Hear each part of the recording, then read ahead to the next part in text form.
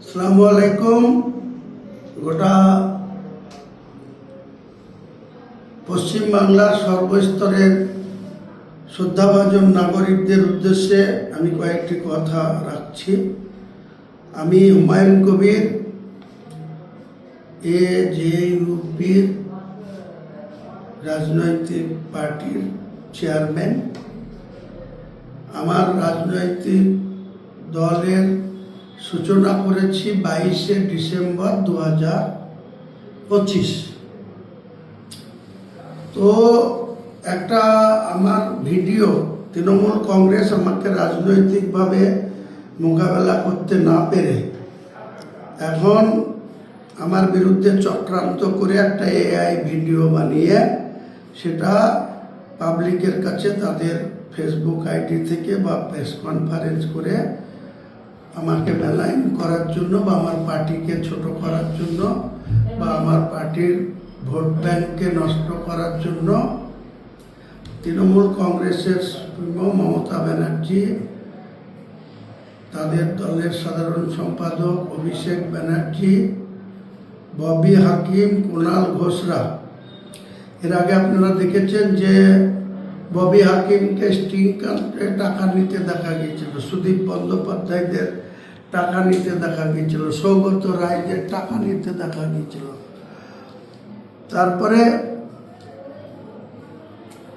দুজন প্রয়াত হয়েছে, সুব্রত মুখোপাধ্যায়, সুলতান আহমেদ, তাদের নিয়ে আমি কিছু বলতে চাই না। কিন্তু সেই ববি হাকিমদের যে স্টিং কাণ্ডে টাকা নিতে হয়েছিল আজ পর্যন্ত তা মানুষ জানতে পারেনি। টাকা নিতে দেখেছে কিন্তু তার কি হলো সুরাহা আজ পর্যন্ত জানে না। আমাকে 4ঠা ডিসেম্বর বাবরি মসজিদ করার জন্য তৃণমূল দল ববি হাকিমের মুখ দিয়ে কলকাতায় মুর্শিদাবাদের দুজন MLA-কে যথাক্রমে নিয়ামত শেখ এবং আকরুজ্জামানকে পাশে বসিয়ে ববি হাকিম বলেছিল যে রেজিনগরে বাড়ি আর বেলডাঙ্গাতে বাবরি মসজিদ কেন করবে, এতে দাঙ্গা হবে, এটা মুসলমানদের ভালো হবে না, মুসলমানরা বিপদে পড়বে। তাই তৃণমূল কংগ্রেসের সাথে সম্পর্ক ছেদ করেছিল, ববি হাকিম ডিক্লেয়ার করেছিল। আজ পর্যন্ত আমাকে অফিসিয়ালি কোনো চিঠি দেওয়া হয়নি, কোনো কিছু করা হয়নি, কিন্তু আমাকে সাসপেন্ড করেছে। পরবর্তীকালে গোটা বাংলার মানুষ জানে আমি 2.5 লক্ষ মানুষের জমায়েত করে বেলডাঙ্গার খাগড়ুপাড়া মোড়ে একটা 50 বিঘা জমির উপরে 2.5 লক্ষ মানুষকে জমায়েত করে আমি একটা জনতা উন্নয়ন পার্টির ওপেন করেছিলাম।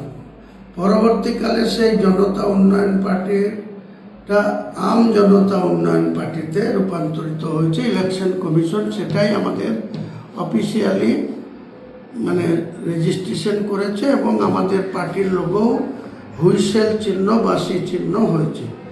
এখন যেহেতু গোটা বাংলার মানুষ আম জনতা উন্নয়ন পার্টির পাশে দাঁড়িয়েছে, যৌথভাবে আসাদুল্লাহ ওয়াইসি সাহেবের, আসাউদ্দিন ওয়াইসি সাহেবের AIM পার্টিকেও সঙ্গে রেখে আমরা যে নির্বাচনে অংশগ্রহণ করছি সেটাকে ভয় পেয়ে আমার বিরুদ্ধে AI ভিডিও বানিয়ে 19শে ডিসেম্বর 2025-এর ডেট দিয়ে আজকের দিনে ছাড়া হচ্ছে।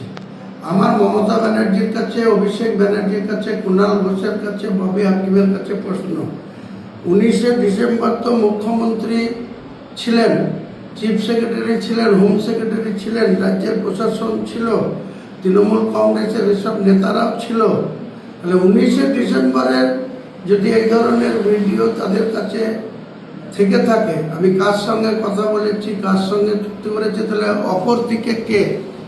ভারতবর্ষের প্রধানমন্ত্রী, না স্বরাষ্ট্রমন্ত্রী, না বিজেপির সর্বভারতীয় সভাপতি, না রাজ্যের সভাপতি শ্রমিক ভট্টাচার্য, না leader of the opposition Suvendu Adhikari? সেটা দেখানো হোক যে আমার সঙ্গে তাদের কথা হয়েছে। এটা যদি দেখাতে পারে তাহলে গোটা রাজ্যের মানুষের কাছে আমি করজোড়ে ক্ষমা চেয়ে নিয়ে রাজনীতি থেকে বসে যাব। আর যদি না দেখাতে পারে তাহলে আমাকে বা আমার পার্টিকে ছোট করার জন্য, বাংলার মানুষের আমাদের সম্মানহানি করার জন্য যে কর্মকাণ্ড করছে মমতা ব্যানার্জি, অভিষেক ব্যানার্জি, কুণাল ঘোষ কবি, তাদের বিরুদ্ধে আমি আইনগত ব্যবস্থা নিতে বাধ্য হব, বা আমার মান সম্মানের যে ক্ষতি হয়েছে, আমার পার্টির যে ক্ষতি হয়েছে, সেটার ক্ষতিপূরণ হিসেবে তাদের বিরুদ্ধে মানহানি মামলা অনারেবল হাইকোর্টে করতে বাধ্য হব। হয় প্রমাণ দিক, আর নালে মামলা খাওয়ার জন্য প্রস্তুত থাকুক মমতা ব্যানার্জি, অভিষেক ব্যানার্জি এরা।